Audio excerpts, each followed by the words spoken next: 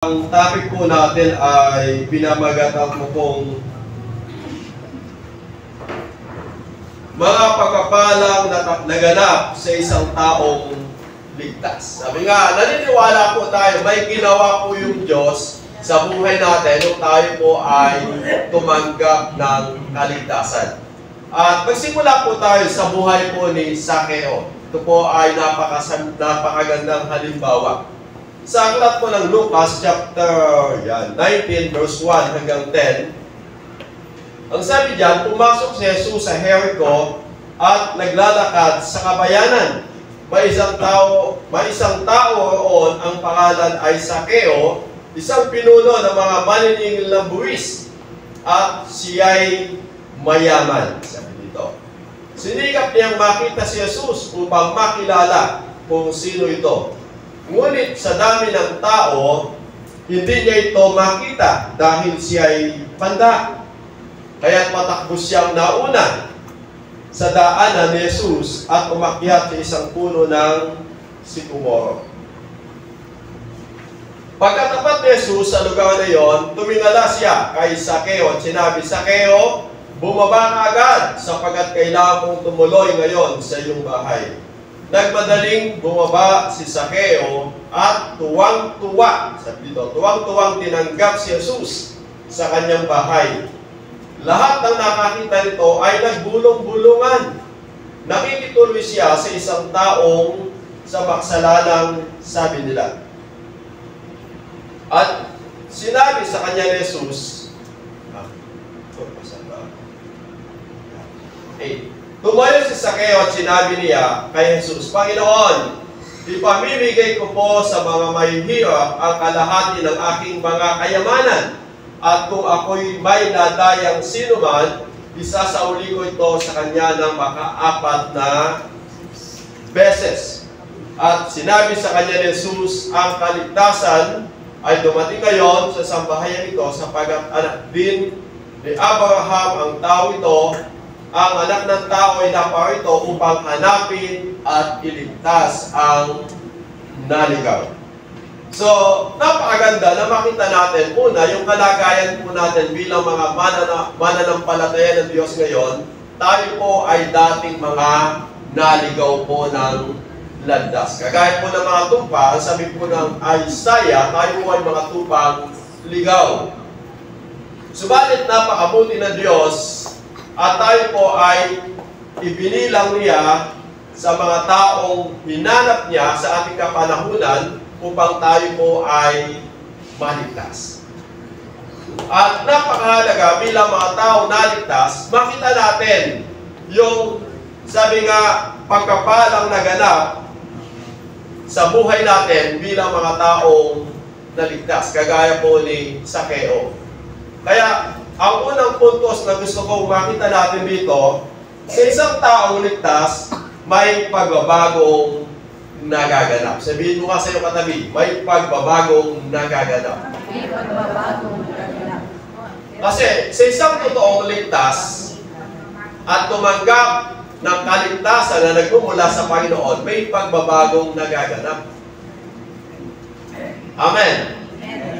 Kasi, yun nga po yung magandang halimbawa. Di ba si Sakeo, nasabi po dyan sa binasa nating talata, sa Luke 19 verse 6, sabi dito, nagmamadaling bumaba si Sakeo at tuwang-tuwang tinanggap si Jesus sa kanyang bahay. Lahat ng nakakita nito ay nagbulong-bulungang nakikituloy siya sa isang makasalanan, sabi nila. Tumayo si Sakeo. At sinabi niya kay Jesus, Panginoon, ipamimigay ko po sa mga mahihirap ang kalahati ng aking mga kayamanan.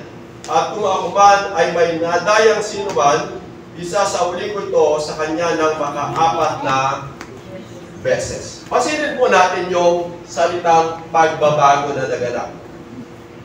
Dati si Sakeo, ang kanyang ginagawa, magpayaman. Di ba? At bilang isang maniningil ng buwis, talagang yumaman po siya ng yumaman. Di ba? At sa buhay po niya noon, ang pananaw niya, sa kanya lang, yung kayamanan. Subalit, makita natin yung naganap nung siya po ay tumanggap sa ating Panginoong Jesus. Ang sabi po dyan, balikan ko lang sa 6, nagmamadaling bumaba si Zaccheo at tuwang-tuwang tinanggap si Jesus sa kanyang bahay. Sabi na, tinanggap po niya si Jesus sa kanyang bahay. So sa ating kapanahunan ngayon, ito po yung naganap sa buhay ng tao nung siya po ay tumanggap sa ating Panginoong Jesus. At ano po yung naganap? Kasi nung tinanggap ni Jesus, ni Zaccheo si Jesus sa kanyang bahay, ang kalagayan po ni Zaccheo noon, ang sabi dito sa verse 7, lahat ng nakakita nito ay nagbulong-bulungan, nakikituloy siya sa isang makasalanan, sabi nila. Kasi sa Zaccheo, nung kapanahunan po niya, siya po ay isang taong makasalanan. Kasi maniningil nga po siya ng buwis. At hindi lamang po siya maniningil ng buwis, dinadaya po niya yung mga tao. Kaya nung siya po ay tumanggap sa Panginoon, biglang may naganap na pagbabago. Ano po yung pagbabago? Sabi niya dito, tumayo si Zaccheo at sinabi niya kay Jesus, Panginoon, ipamimigay ko po sa mga mahihirap ang kalahati ng aking kayamanan. So, ang laki po ng pagbabago. Dati, ganyan po siya, di ba? Ngayon, biglang 50%, Lord, ipamimigay ko po sa mga tao. At sabi niya, kung may nadayaman po ako, sabi niya, ang sabi dito ng Bible, at kung ako'y may nadayang sinuman, isasauli ko ito sa kanya ng maka-4 na beses. Ganun po si Zaccheo. Yung po yung matinding pagbabago na naganap po sa buhay po ni Zaccheo. Isa po siyang halimbawa. So, tingnan pa po natin yung ibang halimbawa. Si Mateo naman, pasilip po natin si Mateo. Sa Matthew chapter 9, sabi dito, pag-alis ni Jesus doon, nakita niya si Mateo na nakaupo sa tanggapan ng buwis. Sinabi ni Zaccheo sa kanya, sumunod ka sa akin. So si Mateo, siya din po ay isang maniningil po ng buwis. Tumayo nga si Mateo at sumunod sa kanya. Nang si Jesus at ang kanyang mga alagad ay nasa bahay, dumating ang maraming maniningil ng buwis at ang mga makasalanan, sila'y magkakasadong kumakain. Kung titignan natin, si Mateo, siya din po ay isang maniningil ng buwis at makasalanan. Subalit mula po doon, makita natin, siya po ay pinili ng Diyos at mula doon, siya po ay sumunod sa ating Panginoong Jesus. May naganap po na pagbabago. Amen. Sino pa? Si Apostol Pablo. Para patuloy po tayo mabigyan ng mga halimbawa. Sa aklat po ng Gawa. Sa Gawa, Kapitulo 9, sabi dito, si Saulo, ilang araw na kasama-sama ng mga alagad sa Damasco. At agad siyang nangangaral sa mga sinagoga na si Jesus ang anak ng Diyos. Nagtaka ang lahat ng nakarinig sa kanya. Hindi ba ito ang dating umubusig doon sa Jerusalem sa mga tumatawag sa pangalang Jesus? Tanong nila, hindi ba't naparito siya upang sila'y dapin at dalhin nakagapos sa mga punong pari? So makita natin si Pablo nung kanyang kapanahunan, siya po ay umuusig sa mga mananampalataya po ng Diyos. Subalit, nung ma-encounter po niya si Jesus, siya na po yung tao ngayon na nagbabahagi tungkol sa ating Panginoong Jesus. Kaya makita natin, nagaganap po yung pagbabago sa buhay ng isang tao kapag po siya ay tumanggap sa ating Panginoong Jesus. Kasi ang nagbabago ng buhay ng tao, walang iba kundi po yung ating Panginoon sa pamamagitan po ng kanyang mga salita. Kaya ang unang hakbang po talaga sa buhay po ng tao, upang ang tao po ay mabago, tumanggap po siya sa Panginoon. Tanggapin niya si Jesus bilang kanyang Panginoon at sarili pong tagapagligtas. Walang bagay na imposible at walang bagay na hindi kayang gawin ng Diyos sa buhay po ng isang tao. Subalit, ang imposible naman po doon, kung sinasabi ng tao na siya po ay tumanggap sa Panginoon at ligtas, wala pong nagaganap na pagbabago. Bago bang yung, halimbawa, yung ano natin, yung ilaw na yan, yung ilaw. Dahil hindi siya nakasaksak, patay po siya, di ba? Walang liwanag. Pero kapag sinaksak mo yung plug doon sa saksakan, automatic yung ilaw liliwanag. Tama po ba? Pero kapag po yung ilaw hindi siya lumiwanag at nakasaksak po yung plug, ang may problema po yung ano, yung kuryente. Ibig sabihin, hindi siya totoong nakadugtong. Kasi hindi po lumiwanag po yung ilaw. Ganon din po yung buhay ng tao. Kung totoong yung tao ay tumanggap at sumampalataya sa ating Panginoon Jesus, automatically may magaganap na pagbabago sa kanyang buhay. Amen! Kasi yung Panginoong Jesus na tinanggap mo sa iyong buhay, siya po yung kikilos na sa buhay mo. May magaganap na po na tuloy-tuloy na pagbabago. Hindi ko na po sinasabi sa inyo na 24 hours mababago yung buhay ng tao. Kundi may nagaganap na pagbabago. Amen! At saan po magsisimula yung salitang pagbabago? Una, sa takbo ng ating kaisipan. Yung kaisipan po kasi napakahalaga yan. Kinakailangan, ang unang mabago sa buhay ng tao yung takbo ng kanyang isip. Ang sabi po dyan sa Romans 12:2, huwag kayo makiayon sa takbo ng mundong ito. Sa halip, hayaan ninyong baguhin ng Diyos ang inyong pag-iisip upang maunawaan ninyo ang kanyang kalooban. Sa gayon, magagawa ninyo kung ano ang mabuti at kalugod-lugod at ganap na kalooban ng Diyos. So, kinakailangan, hayaan po natin na baguhin ng Diyos yung ating kaisipan.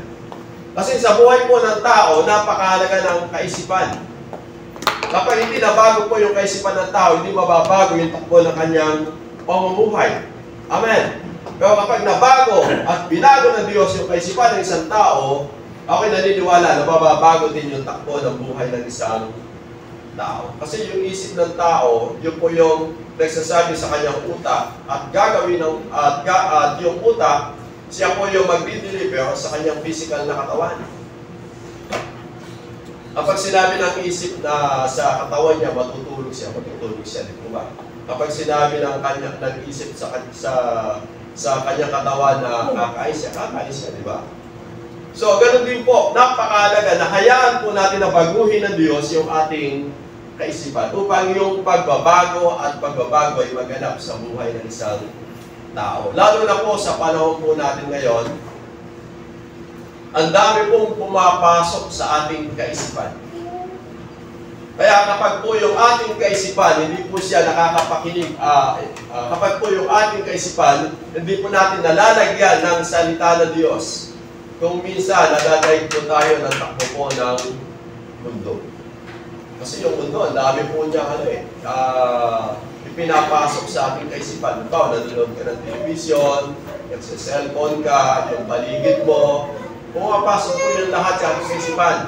At kung wala kang salita ng Diyos na pumapasok sa iyong kaisipan, kung minsan nadadaig po yung ating buhay bilang isang mananampalataya po ng Diyos. Minsan yung ating buhay mananampalataya, hindi ko napapansin, humihina na pala, bumababa na kasi yung ating laman, yung ating pong pinalalakas sa ating buhay, yung ating spiritual na kalagayan, hindi po natin siya napapakain, kaya humihina po yung ating buhay bilang isang mananampalataya ng Diyos. Kaya mahalaga yung ating kaisipan, punuin po natin ng salita po ng Diyos. Amen! Amen. Kasi ito po yung mag-guide sa atin upang tayo makalakad sa panibagong pamumuhay. Yung ating kaisipan. At binanggit pa rin po ni Apostol Pablo, sabi niya, sa Pilipos, sabi niya, bilang pagtatapos, 4:8, bilang pagtatapos, mga kapatid, lagi ninyong isaisip ang mga bagay na karapat-dapat, kapuri-puri, mga bagay na totoo, marangal, matuwid, malinis, kaibig-ibig, at kagalang-galang. Isagawa ninyo ang lahat ng inyong natutunan, tinanggap, narinig, at nakita sa akin. Sa gayon, sa inyo ang Diyos na nagbibigay ng kapayapaan. Sabi niya dito, bilang pagkatapos, mga kapatid, lagi ninyong isaisip ang mga bagay na ito. Dapat yung laman ng ating kaisipan talagang maganda.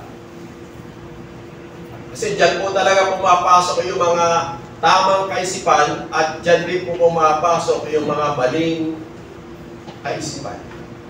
Kaya kapag po yung tao na hindi po niya nabantayan yung kanyang kaisipan, ang lagi niyang sinasabi, bakit ko ba yung naisip yun? Bakit ko ba yung nagawa yun? Kasi hindi niya nabantayan yung kanyang kaisipan.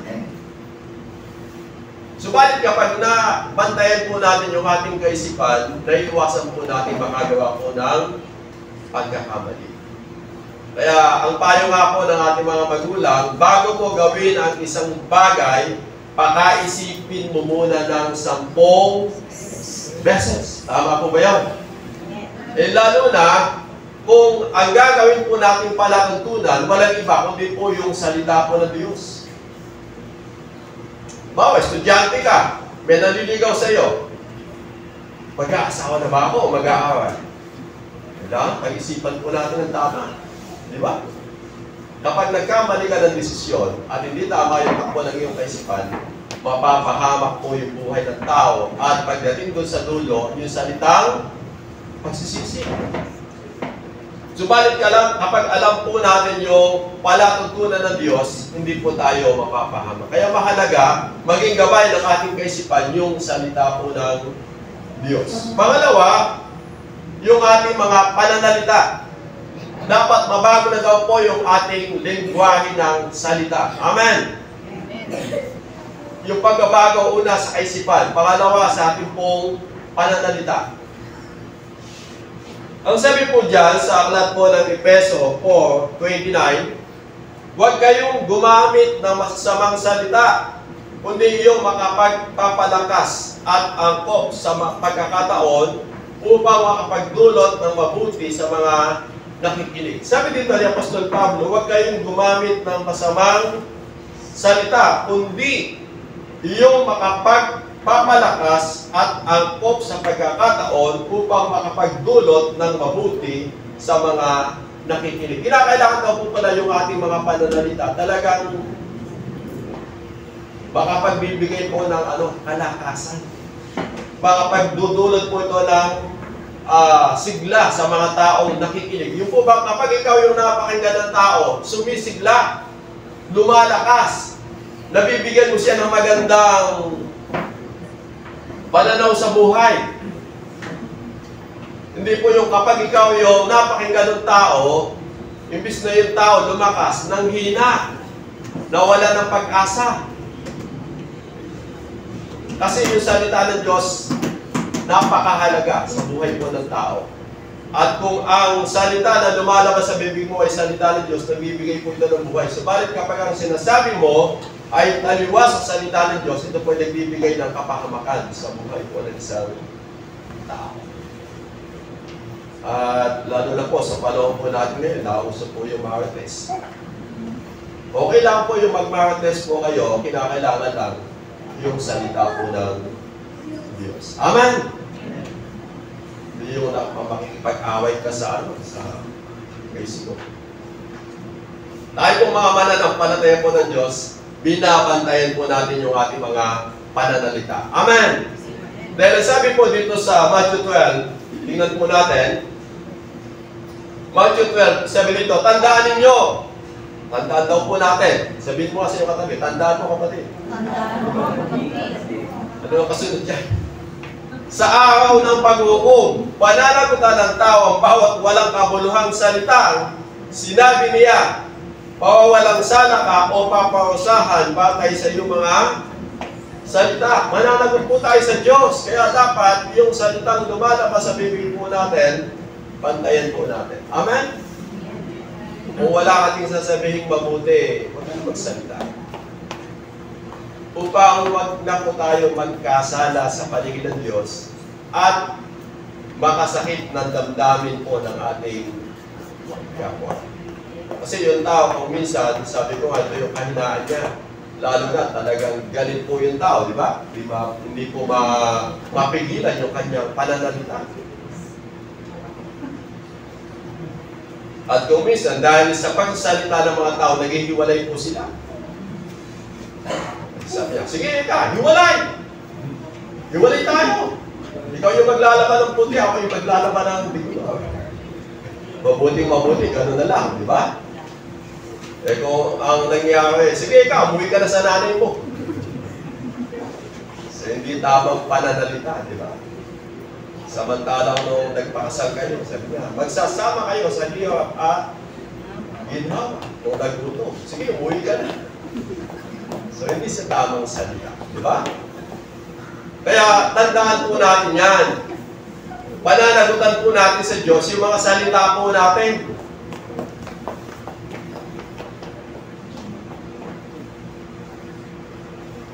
Kasi sabi nga, kapag nagsasalita ka ng biyaya, nagsasalita ka ng sumpa. Kaya kinakailangan yung lalabas sa bibig mo ay pawang mga biyaya at magpapala. Yung po bang sinasabi mo, Rajis, God bless you, pagpalay ka ng Panginoon.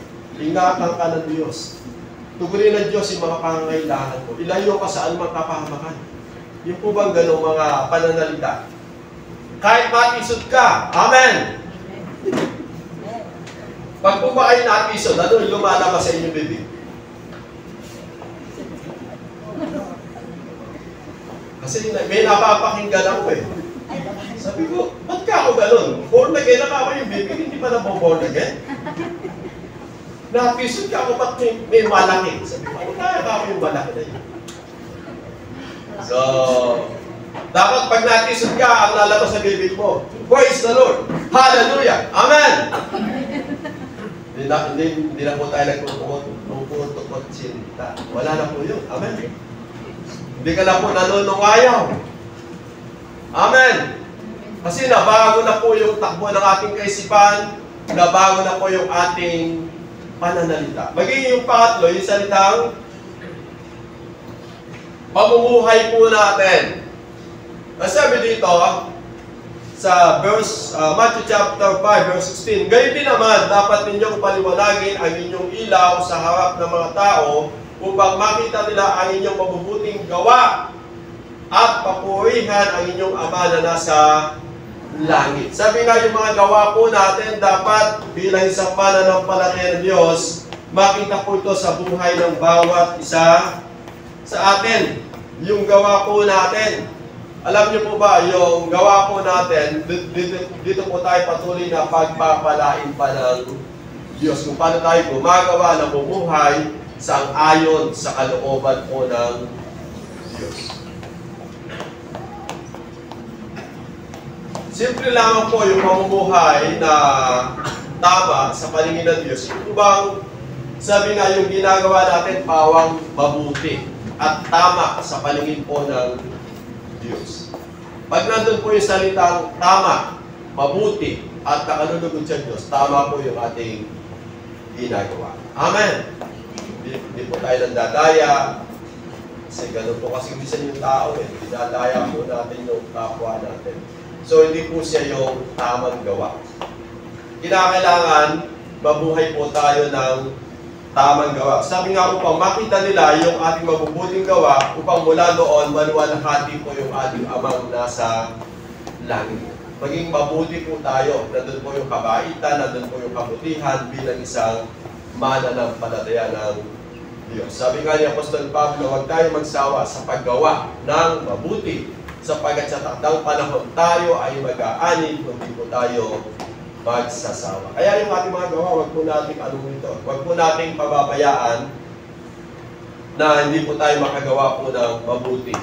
At pang-apat, yung salitang gawa mahalaga.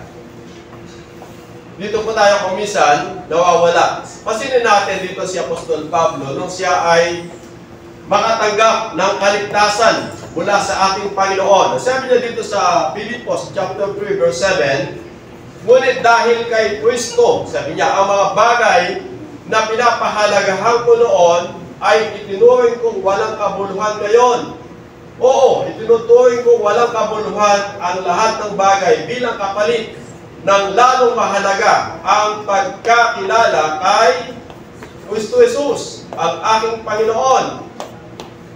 Ang lahat ng bagay ay pinalagay kong walang kabuluhan at itinuring kong basura, makamtan ko lamang si Kristo.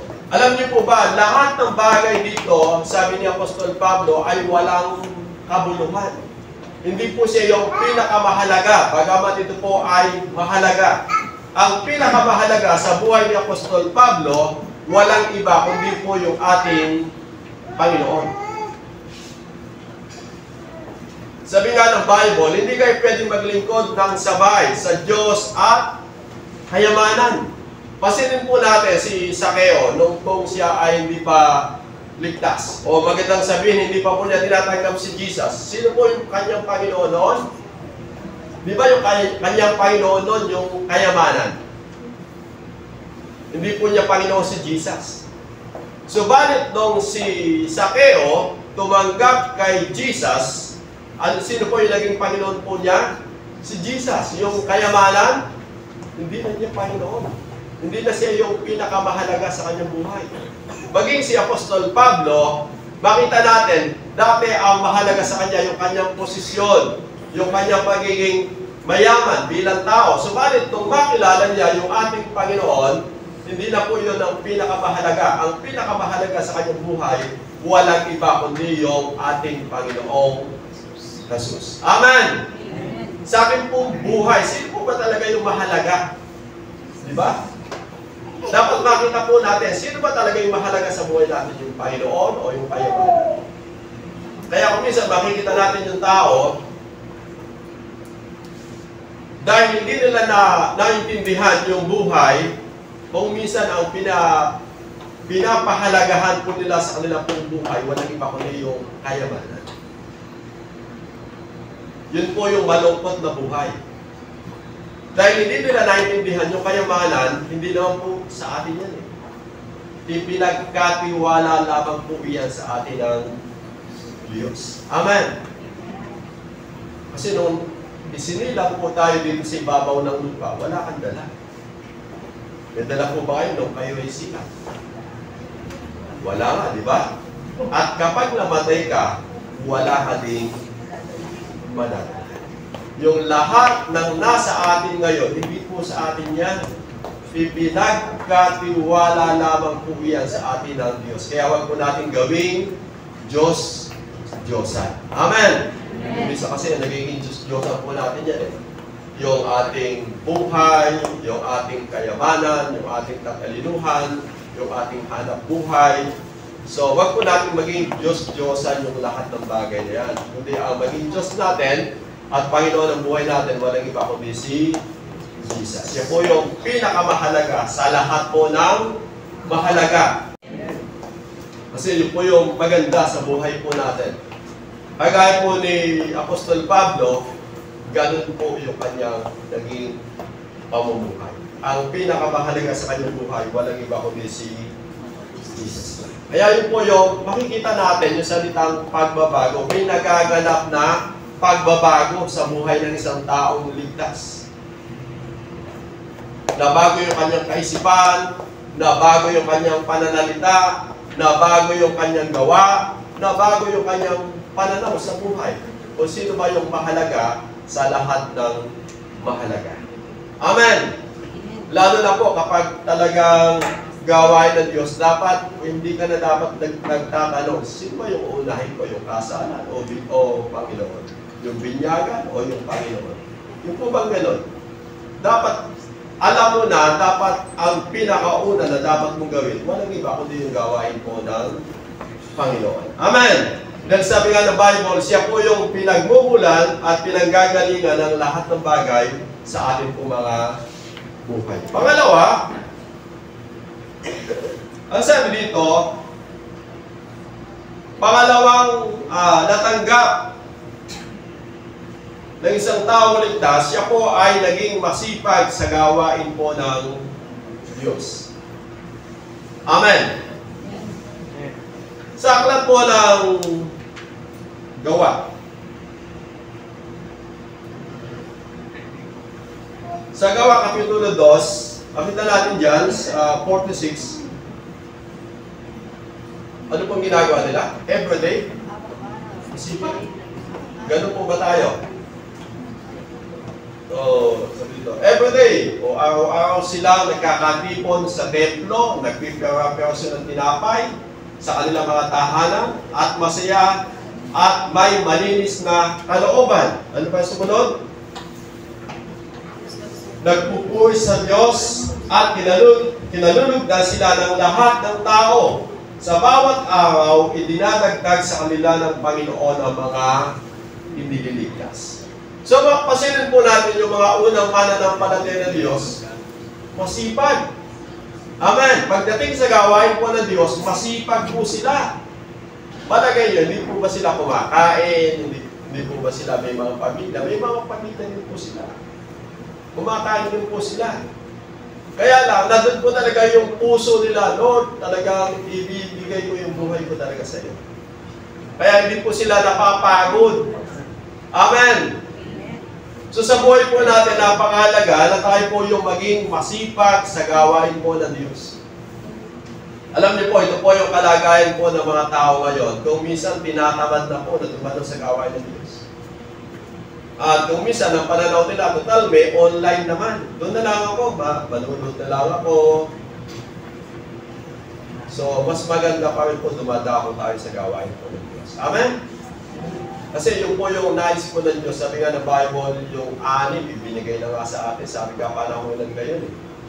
Tapos yung ikapito, yun na lamang po yung hinihingi sa atin ng Diyos. Kung minsan, nagdadalawang isip pa po tayo, ay, yung lakad pala ako. Tanggalin po natin yung lakad natin sa iba, manahin po natin yung Panginoon. Amen? Sabi nga, kinakailangan maging masipag po tayo sa gawain ng Diyos. Yung mga alagad, makita po natin, talagang masipag po sila na humahayo. Talaga nagbabahay-bahay po sila. Ito po yung tinatawag po natin home Bible study, o ito po yung tinatawag po natin na cell group. Kaya makita natin kung paano po sila kasipag na humahayo. Ganon din po yung idinadagdag na kaluluwa ng Diyos na naliligtas. Bakit? Kasi may mga tao pong nakakapakinig at nakakapakinig po ng salita ng Diyos. At ang sabi nga ng Bible, ang pananampalataya ay bunga ng pakikinig at pakikinig ng salita ng Diyos. At mula po doon, yung tao, dahil may pananampalataya sa Panginoon, nagkakamit po siya ng kaligtasan. Kaya nandun po na may mga tao naliligtas. Kaya kung tayo po ay masipag na hayo, hindi po imposible na may mga tao pa na maniligtas. May mga tao pa na kikilala at mananampalataya sa ating Panginoon. Dahil sabi nga ng Timothy, ito ang mabuti at nakalulugod sa palingin ng Diyos na ibig niya ang lahat ng tao ay maligtas at makaalam ng katotohanan. Paano maliligtas yung mga tao kung hindi po tayo magsisiyaw ng gospel? Hindi po tayo nag-home Bible study, hindi po tayo nagla-life group. Paano sila makakapakinig ng salita ng Diyos? Hindi po ba? Hindi. So mahalaga, makita natin yung kasipagan sa gawain po ng Diyos. Masipag po sila mag-home Bible study, masipag po sila sa evangelism, masipag po sila na dumalo sa mga prayer meeting, at masipag po sila dumalo sa mga Sunday worship. Amen! May gawain po tayo dito tuwing Friday. So dumalo po tayo. 5 to 6:30 lang. Nakatalo na po tayo ng gawain ng Diyos. Yung Friday. Tapos may downwatch po tayo ng umaga, 5:30 to 6:30. So, maging masipag po tayo. Alam niyo po, lagi kong sinasabi, yung mga investment po natin dito sa ibabaw po ng lupa, iiwanan lamang po natin lahat yan. Ngunit yung mga bagay na pag-iipon mo ng kayamanan sa langit, ito po yung paglilingkod natin, pagdalo natin sa gawain ng Diyos, ito po yung aabutan po natin doon sa langit na bayan. Amen? Kasi yun po yung pag-iipon ng kayamanan doon sa langit. Yung pag-iipon ng kayamanan dito sa lupa, pag namatay ka, iiwanan mo lang lahat yan. Kahit na nakapundar ka ng 10 Mercedes-Benz, pag namatay ka, iiwanan mo yan. Kahit na nakapagtayo ka ng 5 mansion na napakalaki, kapag namatay ka, iiwanan mo lang yan.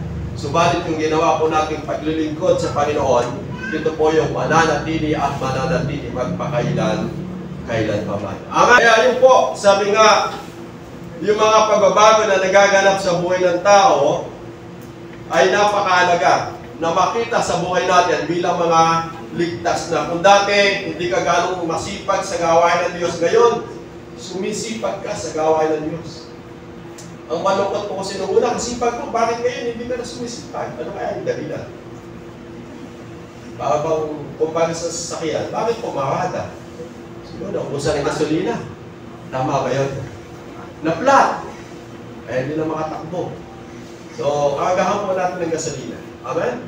Sabi nga, patuloy po tayong pagbulay-bulay ng salita ng Diyos.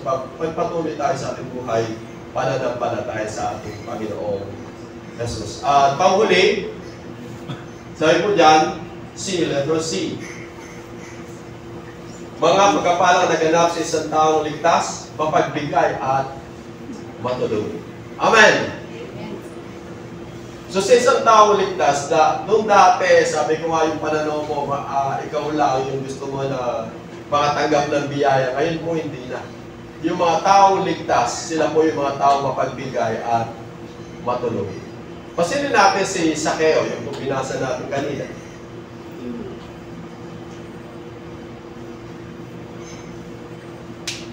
Sabi niya, tumayo si Sakeo at sinabi niya kay Jesus, Panginoon, ipamimigay ko po ang mga sa may hirap ang kalahati ng aking mga kayamanan.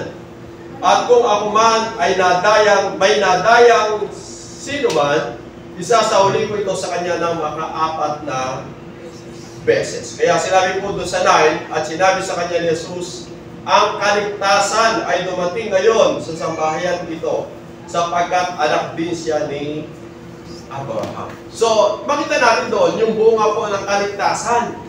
Yung taong ligtas, siya po ay isang taong mapagbigay at matulungin. Amen? Amen. Kasi yung Diyos po natin na tinanggap, mapagbigay. Amen po ba doon? O ang tinanggap mo lang Diyos, hindi siya mapagbigay, hindi ka magiging mapagbigay. Subalit ang tinanggap natin Diyos, mapagbigay. At ang sabi nga ng Bible, maging yung buhay ng ating Panginoong Jesus, ibinigay ng Diyos Ama, upang ikaw at ako ay maligtas at magamit ng kaligtasan at buhay na walang hanggan. Sa atin po, hindi naman po buhay yung hinihingi po sa atin ng Diyos Matuto lamang po tayong maging mapagbigay at matulungin.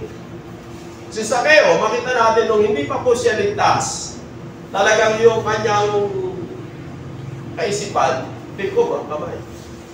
Subalit nung siya po ay tumanggap ng kaligtasan na nagmumula sa Panginoon, naging bukas palad po siya. Amen! Kaya sa isang totoong ligtas, siya po ay isang taong mapagbigay at matulungin. Di ba ang pangako ng Bible doon sa aklat po ng Kawikaan 11:25? Ano po sinasabi po doon? Ang tao mapagbigay ay lalong yumayaman. Gusto po ba nating yumaman? Amen. Kinakailangan tayo daw po ay maging mapagbigay. Ang tao mapagbigay ay lalong yumayaman, ngunit naghihirap ang tikob ang mga kamay. Kasi hindi ka na pwedeng tumanggap ng biyaya, nakatikom na yung kamay mo Pero kapag po ikaw yung nakabukas yung palad mo, kahit ano to, dumating na biyaya, masasalo mo. Ganun po yung palatuntunan ng Diyos. At sa aklat din po ng Luke chapter 6:38, sabi po doon, ang tao mapagbigay, sabi po doon, magbigay kayo at bibigyan kayo ng Diyos. Gustong takal, siksik, liglig at umahal. Kapag nagbigay ka, sabi ng Bible, ay bibigyan ka pa ng Diyos. So, bagamat hindi ka nabigyan ng iyong kapwa, subalit naniniwala po tayo, kaya po tayong bigyan ng Diyos. At ang pangako po ng Diyos, ang sabi niya, ibibigay sa iyo ng Diyos ng siksik, liglig at umaapaw. Kaya sa buhay po ng isang taong ligtas, siya po ay isang tao makagbigay at matulungin na. Amen! Kasi hindi naman po talaga sa atin yan eh. Ipinagkatiwala lamang po yan sa atin ng Diyos. Halimbawa, kung may kotse ka, hindi sa iyo yan. Ipinagkatiwala lang sa iyo ng Diyos yan. Kung may bahay ka maganda, hindi sa iyo yan. Ipinagkatiwala lang sa iyo ng Diyos yan. Kaya mo lang kasi inaangkin yan dahil wala sa kaisipan mo na hindi sa iyo yan. Subalit kung naniniwala ka na hindi sa iyo yan at yan ay pinagkatiwala lamang sa iyong Diyos, hindi mo ito aangkinin sa iyong buhay. Kaya kung minsan di ba nasasaktan, nagagalit o anumang bagay na binadalas niya kapag nawala, hindi naman sa iyo yan eh. Ipinagkatiwala lang sa iyo ng Diyos yan. Pwedeng dumating yan, pwedeng mawala po yan. Amen! Kaya yun po yung sinasabi ng Bible, yung mga Macedonian church, makita din po natin, Macedonia. Sa 2 Corinthians chapter 8. Sabi niya dito, mga kapatid, nais naming malaman ninyo ang ipinakitang kagandahang loob ng Diyos. Yung po kung salitang kagandahang loob ng Diyos, ito po yung biyaya. Yung mga Macedonian church, tumanggap po sila ng biyaya ng kaligtasan. Kasi tumanggap po sila ng kagandahang loob ng Diyos. So, kaya tumanggap po sila ng biyaya ng kaligtasan. Ang sabi dito, dumana sila ng matinding kahirapan at ito isang mahigpit na pagsubok sa kanila. Ngunit sa kabila ng kanilang paghihikahos, masayang masaya. Masaya po ba tayo? Sabi dito, masayang-masaya pa rin sila at bukas ang palad sa pagbibigay. Sabi dito, bukas pa rin po yung palad nila sa pagbibigay. Sila'y pusang loob na nagbibigay hindi lamang sa abot ng kanilang kaya, kundi higit pa. Alam ko ito sapagkat mahigpit nilang pinapakiusap sa amin na sila'y bigyan ng pagkakataong makatulong sa mga kapatid na nangangailangan. At higit pa sa inaasahan namin, ibinigay nila ang kanilang sarili, una, sa Panginoon at pagkatapos ay sa amin ayon sa kalooban ng Diyos. So, ang nakita ko po dito, kaya nagawa po ng mga mananampalataya sa Macedonia, itong mga pagbibigay at nandun po yung bukas palad. Sabi dito sa verse 5, at higit pa sa inaasahan namin, ibinigay nila ang kanilang sarili. Una, sabi dito, una sa Panginoon at pagkatapos ay sa amin ayon sa kalooban ng Diyos. Kapag yung tao, naibigay mo na talaga yung buhay mo sa Panginoon, kaya mo na din pong ibigay yung mga bagay na ipinagkatiwala sa iyo ng Panginoon. Subalit kapag hindi mo pa naibigay talaga ng lubusan yung buhay mo sa Panginoon, hindi mo kayang ipagamit sa gawain ng Panginoon ang mga bagay na ipinagkatiwala sa iyo ng Panginoon. Kaya makita natin ito mga kapatid natin sa Macedonia, dahil sila tumanggap ng kagandahang loob ng Diyos, nakatanggap po sila ng biyaya. Hindi po naging hadlang yung kanilang kahirapan, yung kanilang pagkikahos, upang sila po ipakatulong sa gawain po ng Panginoon. Amen? At sabi ko nga sa pagtulong o sabi ko nga sa pagkakaloob sa gawain ng Diyos, ang tinitingnan po dito ng Diyos yung puso mo. Kung gaano yung puso mo na nagnanasa na tumulong at magbigay sa gawain po ng Diyos. Kung gaano po yung itinitigok ng puso mo. Kagaya po ni Sakeo, hindi naman po pinag-usapan po doon kung 10%, 20%, hindi eh. Kung ano po yung conviction ng Diyos sa puso ni Sakeo. Kung bakit niya nagawa yun na ibigay po yung kalahati. Diba? Maging si Apostol Pablo, dahil sa conviction ng Panginoon sa kanyang puso, kaya po niya ito nagawa. Maging si Mateo, kaya niya iniwanan yung kanyang pagiging empleyado na maniningil ng pulis dahil nandun po yung conviction ng Diyos sa kanyang buhay. Maging itong Macedonian Church, kung bakit nagawa po nila yung lahat ng bagay, kasi nandun po yung conviction ng Panginoon sa kanila po mga buhay. Kaya sa buhay natin, mahalaga lang, makita natin yung mga ginawa ng Diyos na pagpapala sa buhay natin bilang mga taong ligtas na. At mula po doon, napakaganda na makita ito sa buhay po ng bawat isa po sa atin. Amen? Sabi nga, may naganap po na pagbabago. Pangalawa, sabi nga, nandun po yung naging masipag na po tayo sa gawain ng Diyos. At pangatlo, tayo na po yung mapagbigay at matulungin. Una sa gawain ng Diyos, pangalawa sa ating mga kapatid sa pananampalataya. Bago po ako magwakas, naalala ko yung kwento po doon sa South Korea. May mga kapatid po kasi doon na nananalangin na sila po ay makapagtayo po ng bahay-sambahan. So, dumating po yung pagkakataon na habang po sila nananalangin at nag-uusap yung mga kapatiran po doon, may mga kapatid po talaga na may mga nag-pledge kung gano'n yung kanilang kayang ibigay sa gawain po ng Diyos. At meron din po doon isang magsasaka na wala po siya kakayahan na ibigay. Kaya lang, nagkaroon po siya ng talagang matinding pasanin na siya po ay makatulong sa gawain po ng Diyos. At mula po doon sa kanyang matinding pasanin na makatulong po siya sa gawain ng Diyos dahil siya po isang magsasaka, alam niyo po ba, ang ginawa niya, yung kanyang kalabaw na ginagamit ay kanya pong ibinenta. At nung po siya dumalo nung Sunday worship, ibinigay po niya ito sa gawain po ng Diyos. So, nung ibigay po ito sa gawain ng Diyos, nagtaka po ngayon itong pastor. Sabi niya, saan ang galing itong ibinigay ng aking kapatid na ito? Samantalang wala naman siyang hanap buhay, wala naman siya talagang malaking tinatangkin. Bakit siya nakapagbigay ng ganitong kalaking halaga? Alam niyo po, dahil sa pagtataka po ng pastor na doon sa ibinigay po ng kapatid po na yun, ang ginawa niya, dumalaw po siya.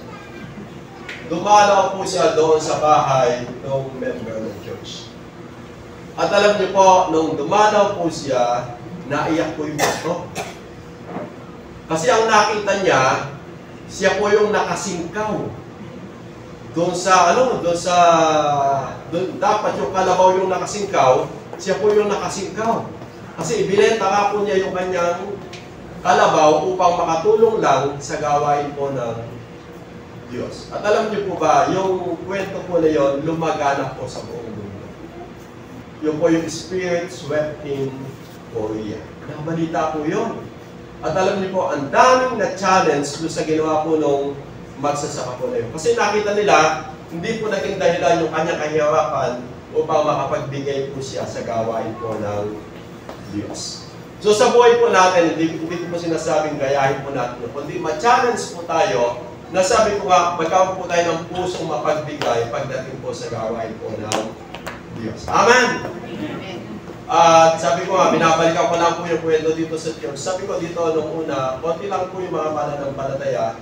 Pero makita natin dahil nagtutulong-tulong po yung mga mananampalataya sa pagpapagawa po ng bahay-sambahan. Dahil tayo po ito. Sabi ko nga, nandun po yung, nandun po yung tulungan. Hindi po uso pa po nun yung nagbabayad ka ng mga gumagawa. Kapag gumagawa po ng church, may mga nakatoka. Sige, ako ay kayo magpapamerienda. Ako ay kayo magpapaalmusal. Ako ay kayo magpapatanghalian. Ganun po yung mga mga puso ng mga mananampalataya sa pagdating sa gawain ng Diyos. Hanggang sabay tayo po yung gawain po ng church. Gawain po ng Panginoon. Ngayon, nakikita ko, medyo hindi na po masyado nagiging bukas yung puso ng mga mananampalataya. Kasi po, ang naging kaisipan ng mga tao ngayon, dahil madaming gastusin sa labas, kung minsan nagkukulang pa. Pagdating sa gawain ng Diyos, kung ano na lang. Subalit, ang sabi ng Bible, dapat makita natin yung pinagmumula ng lahat ng bagay sa ating po mga buhay. Amen? Sabi nga po, kapag tayo naging mapagbigay, mas lalo po tayong pagpapalain pa ng Diyos. Dahil sabi niya, ang tao pagbigay ay lalong yumayaman, ngunit naghihirap ang tikom ang mga kamay. Kaya po, nakita ko yon. Kaya si Sakeo, gano'n na lang po yung kanyang pagbibigay kasi alam niya, higit pa doon, pagpapalain siya ng Diyos. Amen?